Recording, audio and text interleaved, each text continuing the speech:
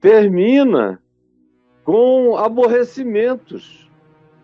Amar a um e dizer que amo o outro, ouvindo duas demandas de quem quer ser amado, cuidado, servido, do mesmo modo que o outro é, quando as competições se estabelecem inevitavelmente, depois de um tempo, o ser que pretende essa onipotência de duplicidades e de equivalências emocionais, afetivas de dedicação, percebe que o coração não tem essa amplitude de dedicação, de amores absolutos em estado de ambivalência, de ambiguidade. Não dá. E aí há uma escolha inconsciente. O processo é inconsciente. Depois de um tempo, por exemplo, um homem que tem duas mulheres, uma esposa e uma amante, ele pode começar dizendo que ama as duas. Eu amo a minha esposa, nunca vou deixá-la. Eu amo a minha amante, meu Deus, eu não posso deixar a minha amante. Eu preciso das duas para me completarem. Aí passa um tempo, eu sei perfeitamente como é que isso funciona, esse auto-engano, essa mentira.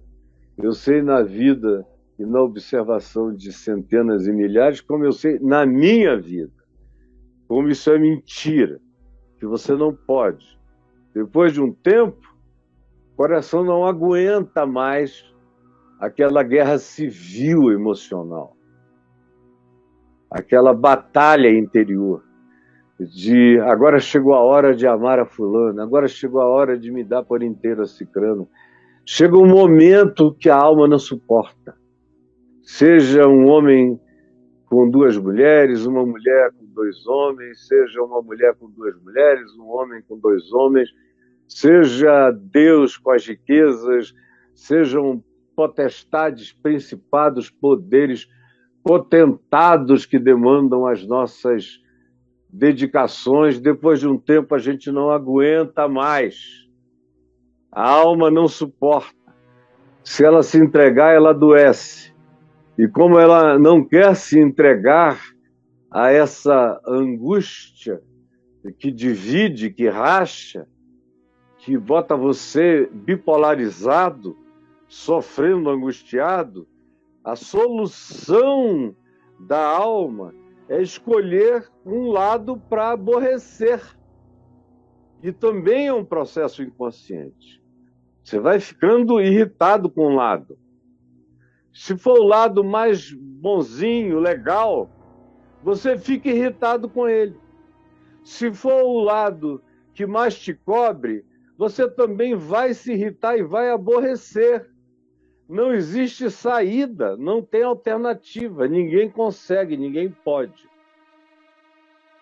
Vai se aborrecer de um e vai amar o outro. Ou vai se devotar a um e vai desprezar o outro. É uma questão de tempo. Quem já viveu essa ambivalência emocional, afetiva ou de dedicação, pode testemunhar para mim que isso tem prazo de validade muito curto, essa tentativa. Não demora muito tempo e o coração, se não cair doente, esquizofrênico e bipolarizado, e vai precisar de tratamento, nem sempre com garantia de reversão, ou para se preservar, porque é uma tentativa de preservação, ele vai aborrecer-se de um e amar o outro, ou vai se devotar a um lado e vai desprezar o outro, porque ninguém pode, em dimensão nenhuma, e aqui na aplicação de Jesus é não poder servir a Deus e as riquezas, não dá. Eles entram na vida da gente, Deus ou as riquezas, com poder de divindade absoluta. Quando a gente ama as riquezas, elas nunca são relativas para nós. Elas sempre se absolutizam em nós. E Deus, não dá para amar a Deus com relatividade. Como eu vejo algumas pessoas que me dizem: olha, eu não tenho esse amor todo por Deus, mas eu o considero muito importante. Aí, inevitavelmente, se eu continuo a conversa e vou assim devagar auscultando, acabo descobrindo onde é que a pessoa depositou a dedicação absoluta dela. E ela deposita sempre em algum lugar e começa a relativizar. O que deveria ser absoluto passa a ser relativo. E o que deveria ser relativo começa a se tornar absoluto. Porque Jesus disse que ninguém pode, ninguém chega lá, ninguém realiza. É impossível. Então ele começa dizendo: não acumulem aqui, porque passa. Acumulem nos céus. Porque se vocês acumularem aqui, vocês podem entrar nesse estado de tentativa de conciliação entre o eterno e o temporal, e vocês vão adoecer nessa tentativa. E aqui ele conclui dizendo: é uma impossibilidade do ser. A alma não consegue se rachar desse modo sem adoecer. Aí você diz: e o que é que isso tem a ver com os olhos? Com esse texto que está aqui entre essas duas falas de Jesus, versos 22 e 23, aonde ele diz: são os olhos, o olhar, a interpretação, a cognição, os parâmetros de avaliação, de julgamento. É isso que são os olhos. Ele não está dizendo que o globo ocular é a lâmpada do corpo. Porque eu faço mais do que enxergar o mundo com a lente do meu globo ocular, com o meu nervo óptico e com a minha interpretação cerebral da penetração de fótons através da minha lente ocular. É muito mais do que isso. Isso é a vista. Agora, mesmo quem não vê, mesmo os cegos, tem visão. Mesmo quem nunca viu nada na vida tem visão, tem olhos numa dimensão que transcende. Pode entrar, por favor. Que transcende o próprio olhar da gente, o próprio enxergar físico. Se está falando aqui de algo superior, de algo muito mais profundo. Se está falando daquilo que os que têm deficiência visual total me entendem. Eu já vivi com pessoas com deficiência visual, já dividi meu quarto um tempo com um amigo, Sebastião, que nasceu com deficiência visual absoluta. E foi um tempo muito agradável na minha adolescência, dividir o quarto com ele dormia na cama ao lado da minha. E ele não via nada, mas ele enxergava tudo e tinha todas as escolhas dele, inclusive estéticas. Ele às vezes ouvia a voz de uma mulher e dizia: ih, Caim, essa aí parece que é feia, é feia? Eu dizia: é sim. Eu não sei como é que ele conseguia descobrir que as mulheres eram feias, pela voz, sem tocar nelas. E havia outras que ele dizia: meu Deus, Caim, acho que ela quer alguma coisa com você. Linda, hein? Se eu fosse você, não deixava passar, não. Eu morria de rir, porque ele não errava. Embora eu não enxergasse nada. Mas ele tinha outras maneiras de aferimento. Imagine em outras áreas da vida, sobre valores, significados, importâncias. Ele tinha todos esses valores. Tanto é que ele valorizou, acima de tudo, a cultura. Ele se tornou culto, professor de filosofia, professor de história, professor de teologia. Ele não se tornou um homem rico, mas a dedicação dele foi a riqueza que não perece, aquela que ele conseguiu estocar no coração até o dia de hoje. Ele está vivo, possivelmente me assistindo em Belo Horizonte. Mas não há ninguém que não tenha olhos. Todo mundo tem códigos de interpretação, de significado, de valoração, de introjeção de preciosidades dentro de si.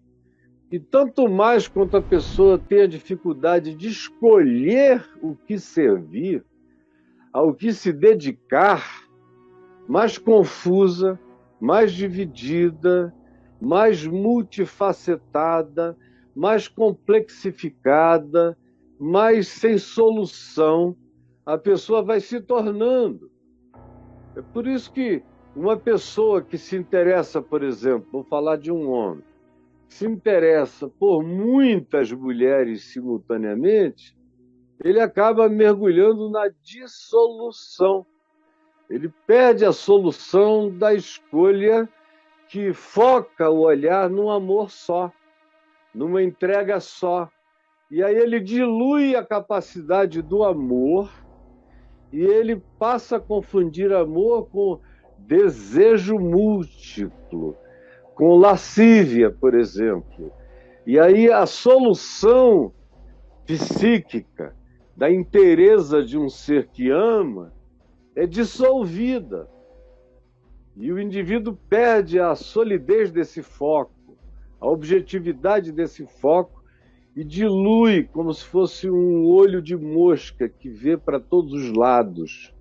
Mas ele perde o foco absoluto que é necessário para que o amor se nutra, por exemplo, num vínculo conjugal, ou para que você se dedique a algo que você ama.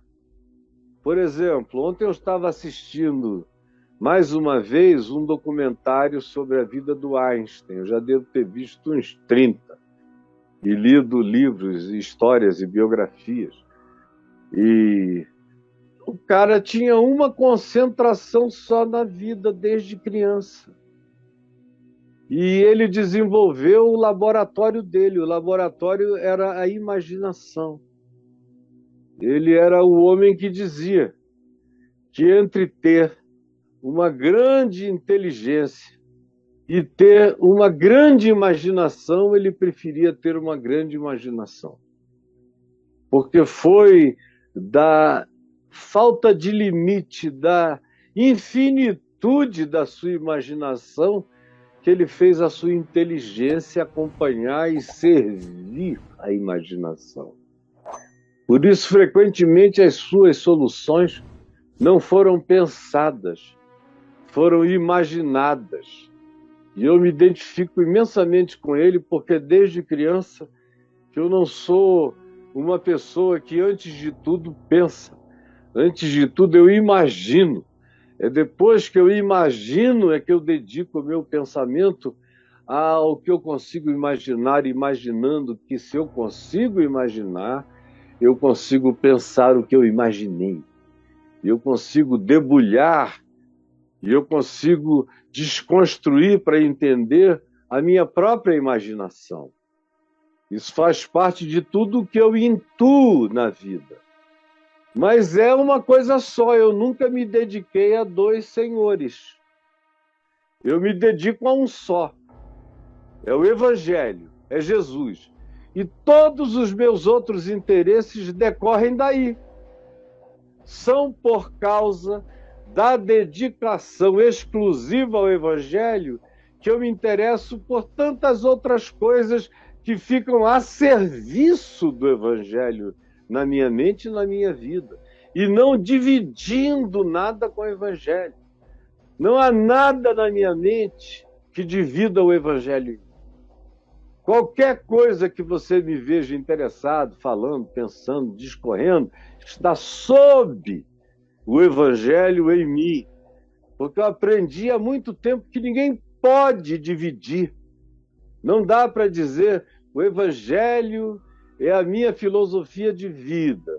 Mas eu também acho Maquiavel importantíssimo quando se trata de tomar uma decisão no meio dos homens maus. Aí eu uso a filosofia de Maquiavel. Eu digo, cara, você não está servindo ao Evangelho. Não existe esse lugar. Não existe essa cláusula. Não existe essa suspensão nem temporária, ou é ou não é. E se o Evangelho não for o absoluto, o teu olhar, o teu interpretar, perde o foco, perde a nitidez, perde a alegria, perde o amor. Porque eu, por exemplo, não consigo servir sem paixão. Eu não consigo me doar sem amor total. E quando se trata do Evangelho de Jesus, ou ele vem acima de tudo e antes de tudo e sobretudo, ou ele não é o que Jesus disse que ele precisa ser para eu me transformar no que o Evangelho pode fazer acontecer como regeneração, transformação, crescimento, evolução em mim.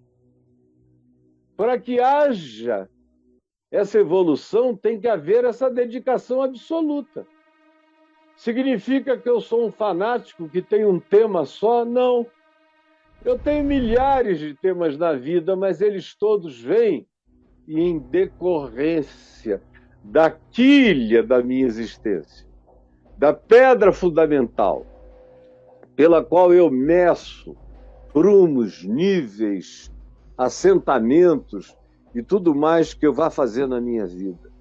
Por isso Jesus diz, são os olhos, significando olhos, esse conjunto cognitivo pleno, eles são a lâmpada. É com o teu olhar que você percebe o mundo. E quando eu digo olhar, eu estou outra vez deixando de lado o globo ocular e partindo para a percepção, muito mais profunda do que os olhos em si trazem ou nos ofertam. Ninguém pode se não concentrar o olhar. Eu acho interessante que hoje até a mecânica quântica já nos mostra como as coisas são alteradas pelo olhar do observador. Até no mundo subatômico. Você olha para uma partícula subatômica e o olhar do observador a altera, a muda, ou a transmuda, ou a duplica, ou a faz ter o seu recíproco projetado. O olhar muda, altera o ambiente físico da existência da qual o macro-universo, o universo gigante, esse que a gente enxerga com telescópios, é todo formado desses micro-universos que não estão acessíveis aos olhos, a não ser com equipamento absolutamente moderno, ou nos aceleradores de partícula, para você ver o resultado, frequentemente mais do que a observação do fato, você enxerga a consequência. O olhar muda a matéria. Por exemplo, esses experimentos que vêm sendo feitos no Japão e que agora já são feitos em outros lugares do mundo, mas foi um cientista japonês que o iniciou, colocando, por exemplo, um copo de café, tirando o café, botando numa lâmina. E aí colocam do outro lado um copo de um refrigerante, tiram e colocam numa lâmina. E todo dia de manhã vem uma pessoa ali que olha para a lâmina com café e fala bem do café com sinceridade. Eu te amo, café. O teu gosto é maravilhoso, o teu cheiro é encantador. Aí eu todo dia começo o dia com você, porque você me faz muito bem. Eu adoro o sabor que você me traz, a alegria que você me dá. Aí vem outra pessoa, na outra lâmina, olha para ela e diz: eu odeio Coca. Tenho raiva de quem criou. Tenho raiva de quem toma, de quem bebe, desgraçada. E fala isso para aquela lâmina com esse sentimento sincero e verdadeiro. Você depois bota as duas lâminas para serem examinadas por um microscópio de altíssima resolução. E está provado, é visível, não é uma especulação da mecânica quântica, está visível ao microscópio, que não precisa ser ultra especial. Você vê que as moléculas do café que recebeu a declaração e o olhar positivo e a fala positiva, você encontra essas moléculas em estado perfeito, lindo, algumas delas carregando até um desenho que se assemelha a uma árvore da vida, que se assemelha a uma estrela, ou que se assemelha àquela mandala chamada árvore da vida, onde todos os elementos geométricos cabem nela. Isso no elemento da lâmina que recebeu amor, carinho. Aí você vai para outra lâmina da Coca odiada por muita gente. E vai ver, ela está toda disforme. E se você disser, não, não vamos botar água não, não vamos botar Coca não, porque Coca é ruim demais. Vamos botar água. Você vai, faz a mesma afirmação raivosa sobre a lâmina de água e depois bota no microscópio, a molécula da água está toda deteriorada, deformada pelo teu olhar. E o olhar que não é só a direção dos olhos, mas a expressão que brota da interpretação cognitiva ou da decisão cognitiva, de não querer, de não gostar, de destruir, de falar mal. A gente está vivendo um tempo onde o que Jesus falou como sabedoria está se transformando em ciência demonstrável ante os nossos sentidos. Nosso olhar, a nossa percepção, nossa atitude, nossa postura, nossa fala, nossos pensamentos, nosso conjunto de raciocínios, nossa dedicação maior de pensar, de sentir, o tempo dedicado ao interpretar, tudo isso vai alterando a vida fora de nós e em nós. Porque a primeira alteração produzida é em mim. Eu sou o beneficiário inicial do meu olhar de graça, de amor, de compaixão, de bondade, de perdão. Eu sou o maior beneficiado. É em mim que as curas se operam. É em mim que a saúde mental se desenvolve. É em mim que a inteligência cresce. Porque uma pessoa que ama, que é compassiva, que é misericordiosa e perdoadora, não gasta a usina da sua energia mental com aquilo que seca o potencial da criatividade. mais do que tudo, que é o ódio, a antipatia, a guerra, o Estado armado, a vigilância negativa, de dia e de noite, a desconfiança, demanda uma energia emburrecedora para as grandes capacidades e potências humanas que vão sendo secadas para se concentrar no foco do tiro, da raiva, do ódio, da inimizade, e você não encontra gênios dedicados a isso. Me indique um único gênio dedicado a isso. Você encontra uns ogros estúpidos e burros. Você vê que os caras que mais odeiam são os mais emburrecidos da existência.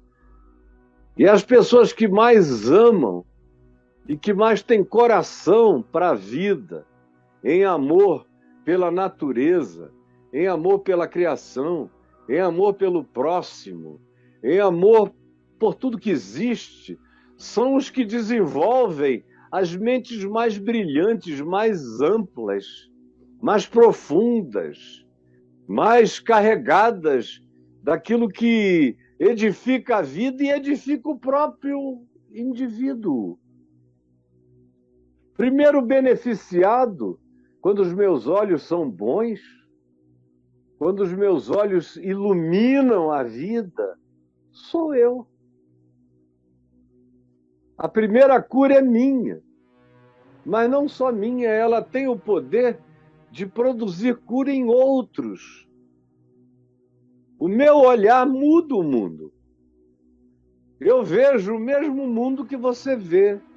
Eu leio as mesmas notícias que você lê. Eu assisto provavelmente muito mais do que você. Notícias do Brasil e do mundo. Eu passo quase o dia inteiro recebendo informação. Não é da internet. Eu deixo televisões ligadas, às vezes lá embaixo na sala, aqui embaixo no meu quarto, deixo em canais diferentes, vejo coisas diferentes, congelo, espero, gravo, volto para continuar assistindo, me informo todo dia sobre tudo aqui, no Brasil, nos Estados Unidos, na Europa, no Oriente Médio, no mundo inteiro, faço a minha síntese. E por que que você, que não faz quase nada disso aí que eu estou falando, com qualquer informação que você receba, você já perde o juízo, já vai ficando com raiva, já vai chutando cachorro, já vai ficando odiento. Por quê? Porque existem valores em você que são os que determinam os significados da sua interpretação. Você já fez essa introjeção do valor equivocado, como Jesus disse, não acumule valores equivocados, porque eles vão contaminar o seu ser. Nem tente amar disparidades, porque você não vai conseguir e vai adoecer.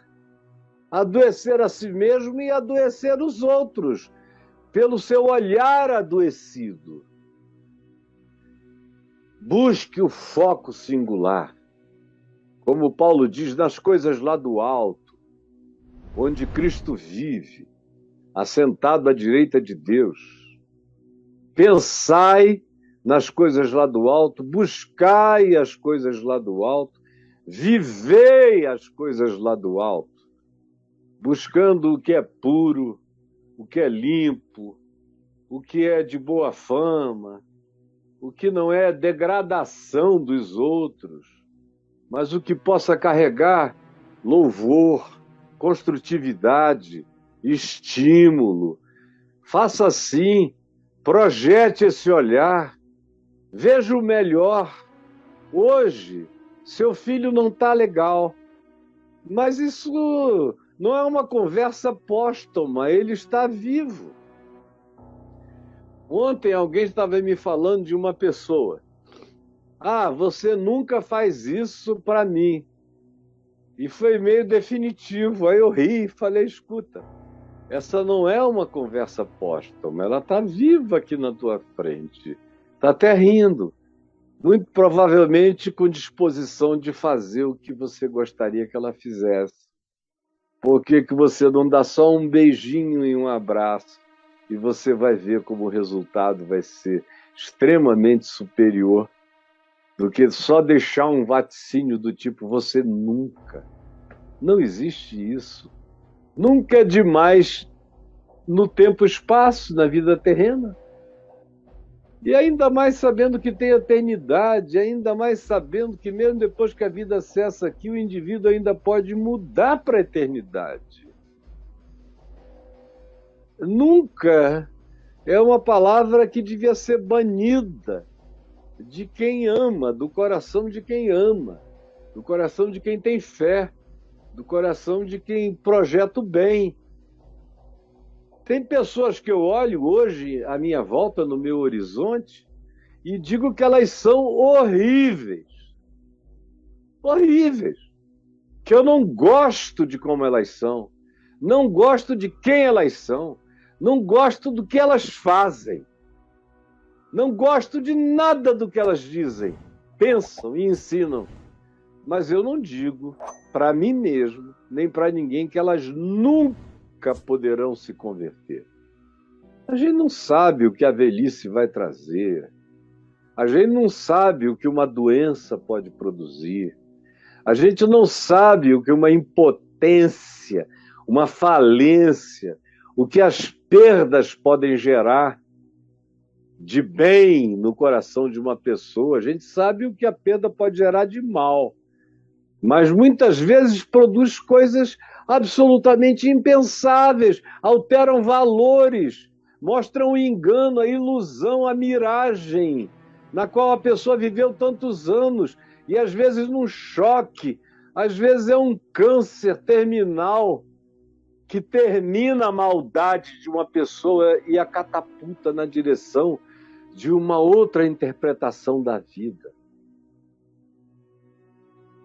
Existe possibilidade de cura para quem enxerga com trevas. Jesus diz, são os olhos a lâmpada.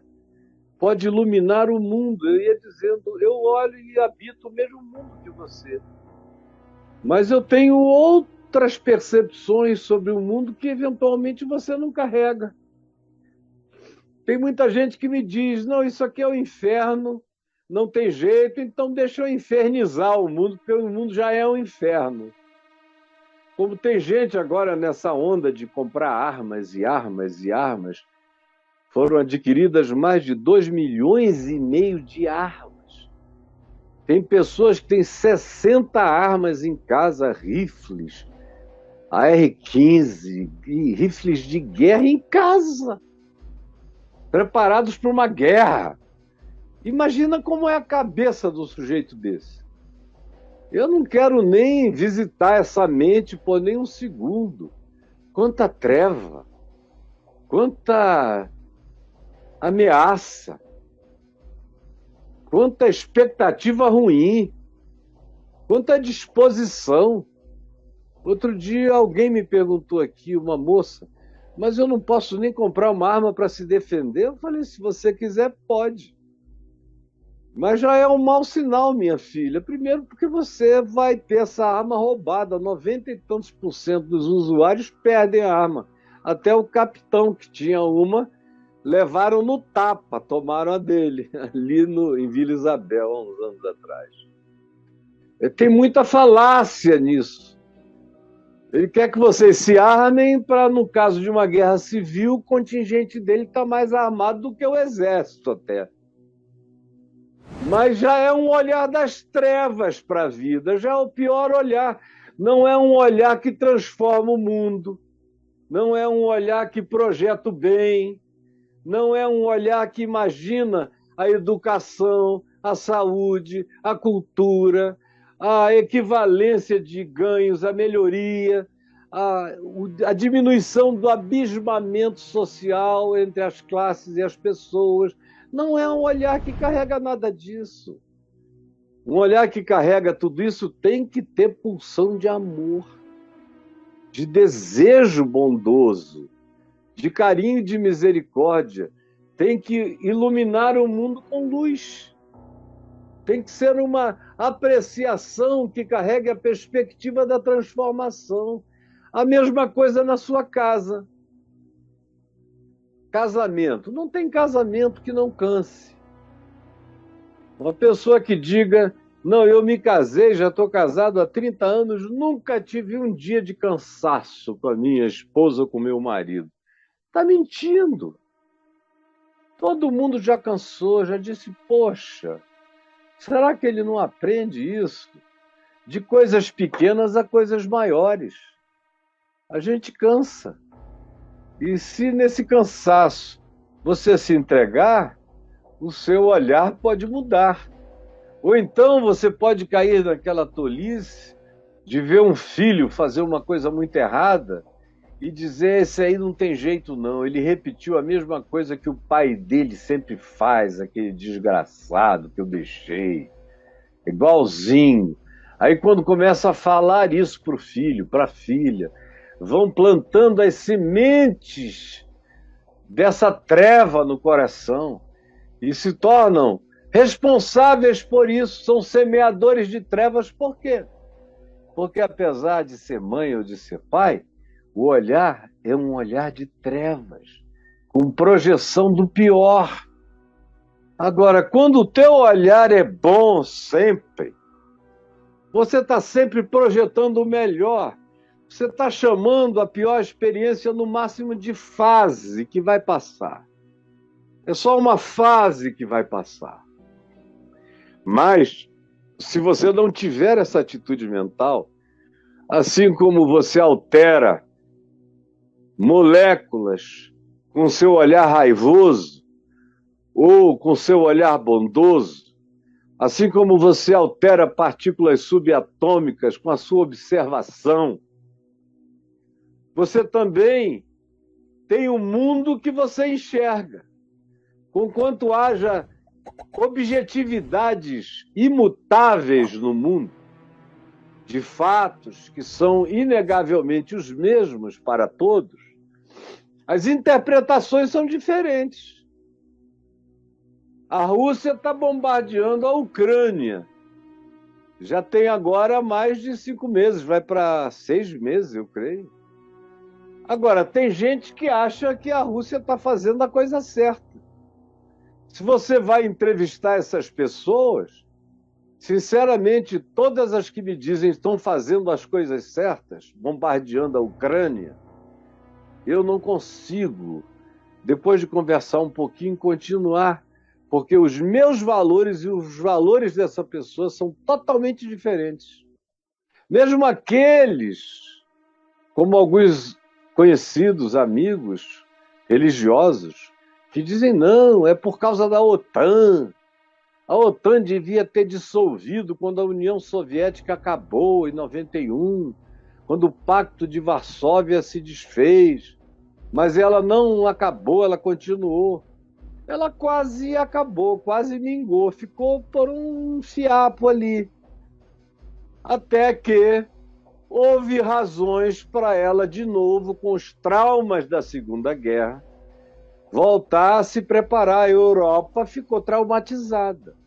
E tem um trauma enorme da Rússia, imenso. E a Rússia já demonstrou que tem vontades hegemônicas enormes. Desde o tempo da União Soviética, só desfez porque ela não tinha dinheiro para manter tudo funcionando, para sustentar o comunismo que não se viabilizava economicamente e que precisava de uma manutenção monetária artificial, porque não era real o desenvolvimento de commodities que justificassem riquezas. Eles não socializaram como prometeram, mas socializaram só a pobreza e a miséria. E ficaram vivendo como czares no Politburo. E o mesmo espírito imperialista dos czares continua presente até hoje. Depois disso, eu não quero saber do passado, nessa hora em que tem bomba caindo no presente e que é jogada de um lugar para o outro. de um país contra outro. Eu não quero saber o que aconteceu há 70 anos atrás. Tem gente morrendo hoje. Se quiserem discutir essa questão, discutam na hora da paz. Quando estiver tudo pacificado, então sentem para discutir. Mas numa hora em que tem um agressor nuclear bombardeando, fazendo covardia, não tem nem o que pensar. Os meus olhos já escolheram um lado. Qual é? É o lado do fraco, do que morre. Não tem bomba caindo em Moscou, mas tem bomba que destruiu parte de Kiev, de uma quantidade enorme de outras cidades grandes, onde eu tenho pessoas que agora eu conheço vivendo lá, sob ameaças, outros fugindo para todo lado. Eu não tenho o que discutir, os meus olhos já me dizem com luz onde é que as trevas estão, onde é que a luz está. Pelas obras de agora, e não por evocações de equilíbrio militar de 70 anos. Isso é argumento para quem não quer reconhecer com simplicidade que tem uma covardia cósmica sendo praticada contra um povo frágil, que só está se defendendo com galhardia incomparável. Mas são os olhos. Cada um tem os seus próprios olhos. Essa eleição vem aí. E aí nós vamos votar, nós vamos ver a projeção do olhar. Quem quer arbítrio, ditadura, quem quer menos liberdade e mais designação autoritária, tem seu candidato. Quem quer liberdade, diminuição do gap de pobreza, quem quer melhor distribuição de riquezas, quem quer maior desenvolvimento econômico, quem quer reconquistar um espaço de respeito mundial, tem outras alternativas para votar. Tudo vai depender da sua interpretação, do seu olhar. E não há ninguém que possa brigar com o seu olhar, ele é seu. Agora, Jesus adverte. Porque aquilo que é tua lâmpada, que pode ser o que ilumina a tua vida, ilumina o mundo, que pode fazer você ser um ser de luz diante de principados, potestades, anjos, demônios e seres humanos. Porque quando o teu olhar é assim, todo mundo que olha para você te vê como um ser de luz. Todo mundo. Eu não conheço ninguém que converse comigo e que depois diga, aí encontrei um cara das trevas ali. Que ser horroroso. Não conheço. Mesmo quem não concorda comigo, com o meu pensamento teológico sobre o Evangelho, ou as minhas escolhas políticas em relação ao que é melhor para o país, melhor para o povo, como um todo, o sujeito pode até discordar, mas ele não vai embora dizendo que saiu da presença de um homem mau, cheio de ódio e de trevas. Ele vai dizer, coitado, é um cara bom, mas tão ingênuo, tão enganado. É o pior que podem dizer. A maioria vai embora dizendo, quanta luz, meu Deus, que graça, que sabedoria. Por quê? Porque eu escolhi, é uma escolha. E como é que a gente fica assim? É enchendo a mente do que Jesus disse, dos valores celestiais, é enchendo o coração dos tesouros que não perecem, é acabando com a ambivalência de ter 2 senhores, 3 senhores, 4 senhores em equivalência. Não, eu tenho um só, que é Senhor dos senhores, e o resto vem a reboque o que pode ser coerente com ele. O que tem alinhamento com ele vem a reboque. O que não tem alinhamento com ele fica fora da minha vida. Porque não dá para confessar com a boca uma coisa e jorrar e cuspir veneno com a mesma boca. Ou como diz o irmão de Jesus, Tiago, da mesma fonte não pode jorrar o que é doce e o que é amargoso. Você tem que decidir que fonte você é. Eu fiz a minha escolha.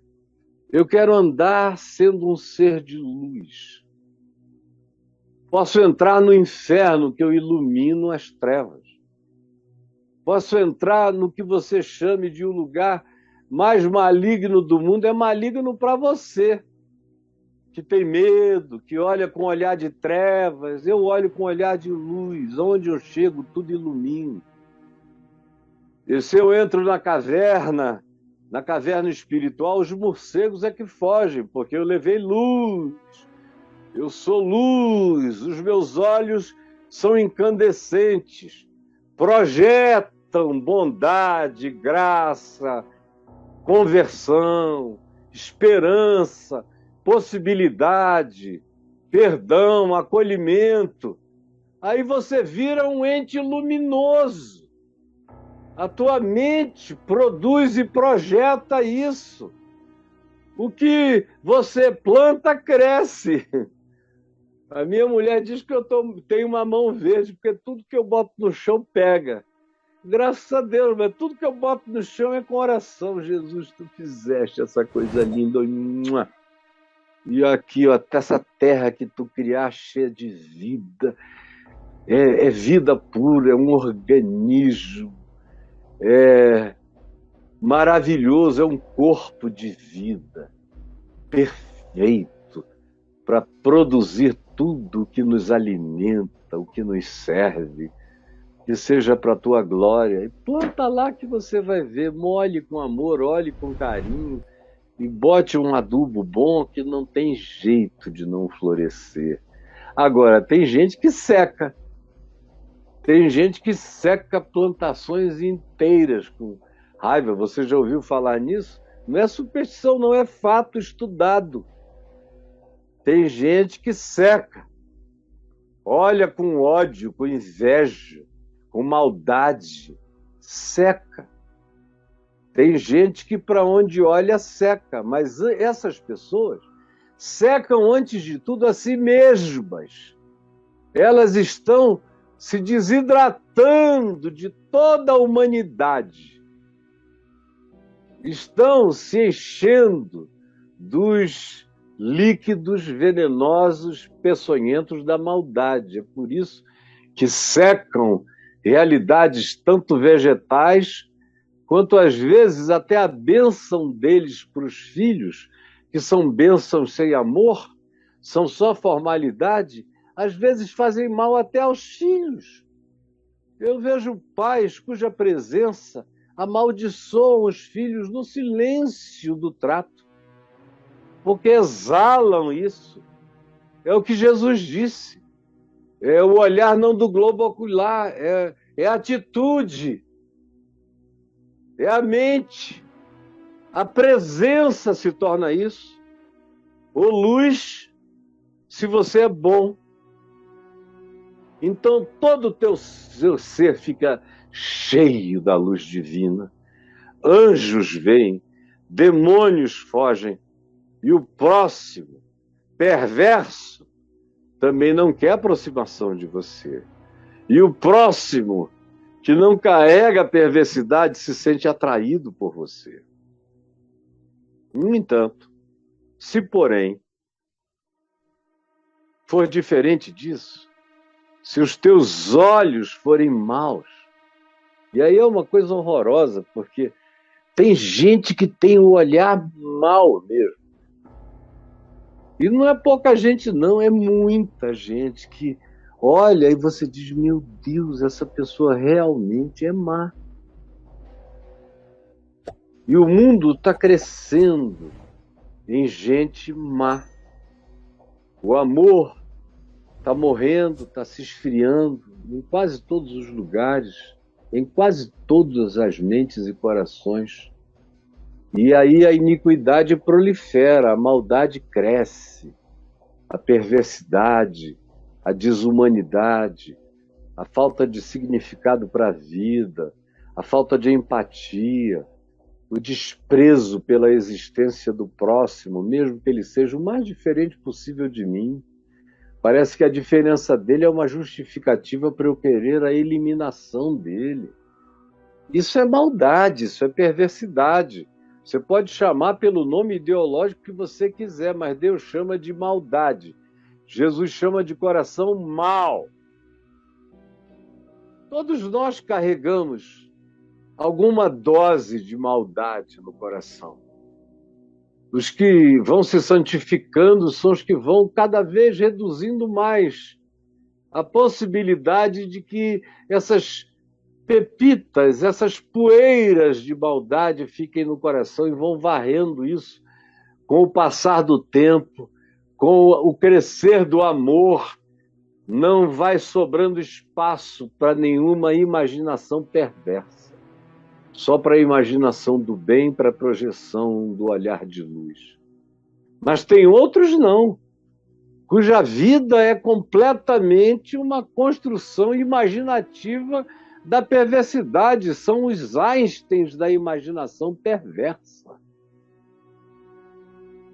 São os Einsteins não das grandes teorias sobre o significado da luz, por exemplo, mas é sobre as trevas que eles dedicam as suas teses de vida.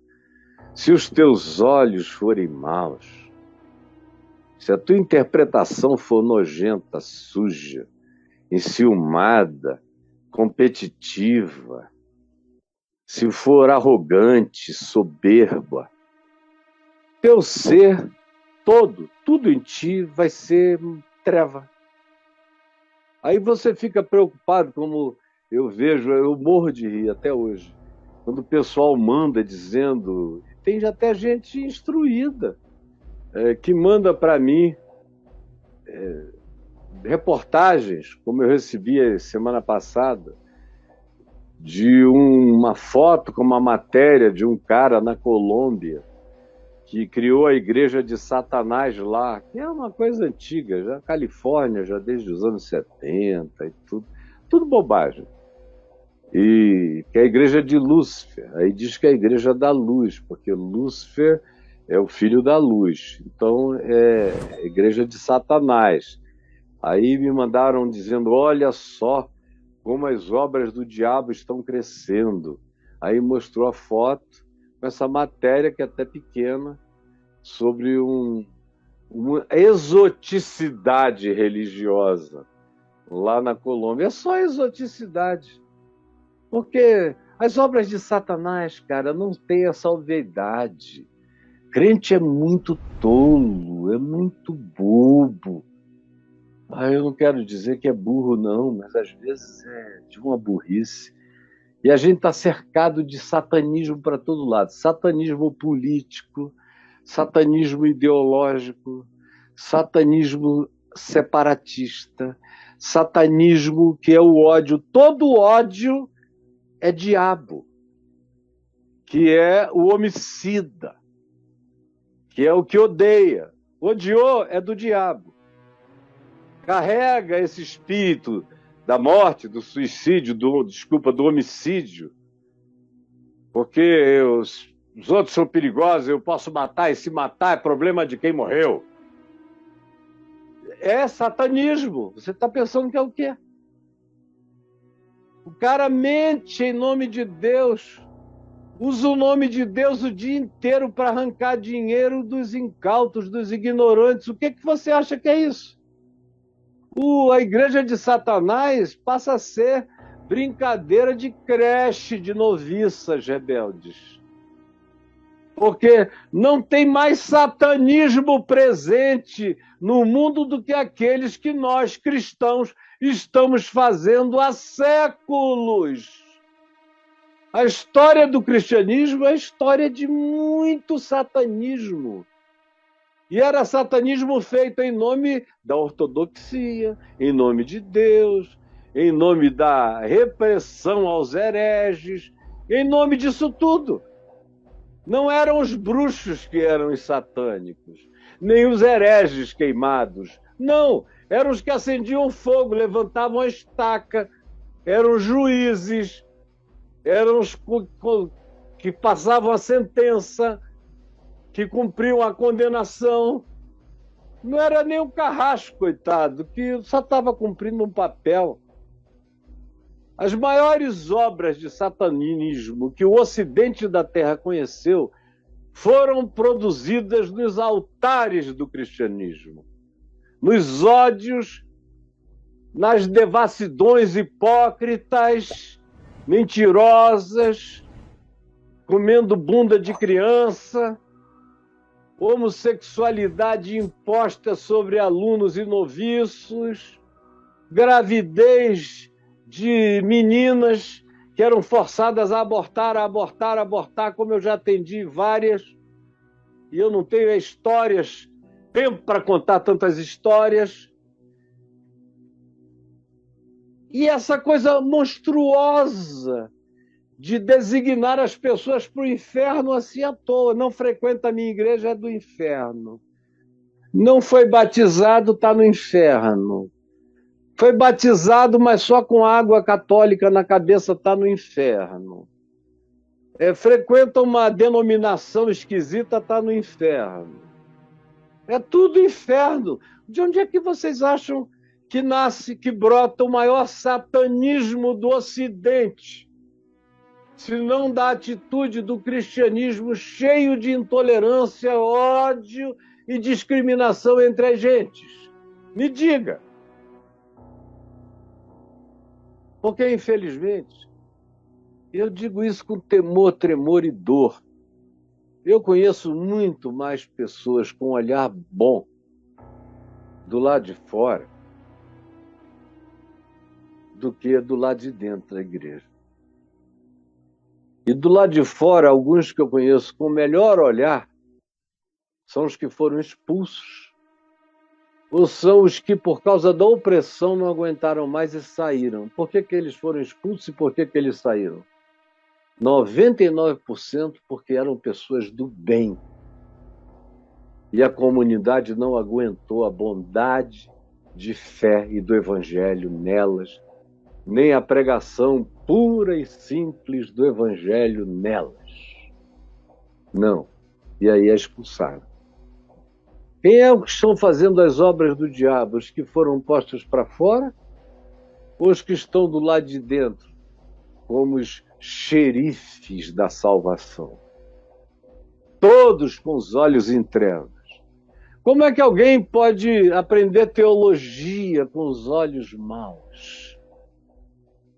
Como é que alguém aprende a pensar o bem tendo o coração mau?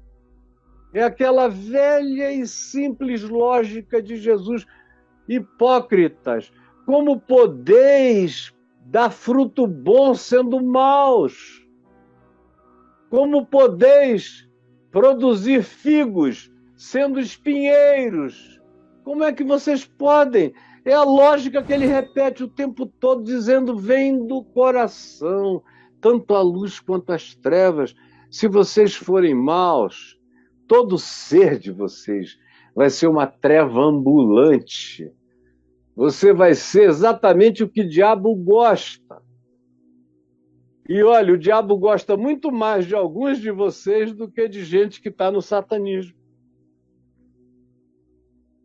Que às vezes trata os filhos melhor, trata a mulher melhor, considera aquilo ali uma exoticidade, mas você não, você leva a sério. Se você pudesse, você fazia até maldade com os que não confessam exatamente o que você gostaria que elas confessassem.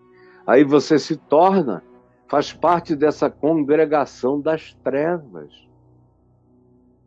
É a grande ironia, as gargalhadas do diabo são essas. É de ver a congregação das trevas, dizendo que o resto do mundo está indo para o inferno. Portanto, caso o que deveria ser tua luz, que é o que Deus te deu como graça, que é o teu espírito, que é a capacidade de amar e de escolher com o teu livre-arbítrio o melhor para a vida, se isso for trocado pelas escolhas, pelos valores, pelos significados opostos, antitéticos, tu vais se transformar na antítese da luz, tu vais te transformar em treva. Caso a luz que há em ti sejam trevas, se o que deveria ser tua luz virou treva, ai meu Deus, Jesus diz, quão grandes trevas serão. E é interessante que nem do inferno ele usa uma expressão superlativa assim. É treva, mas aqui ele chama o coração humano de um lugar que pode abrigar as grandes trevas.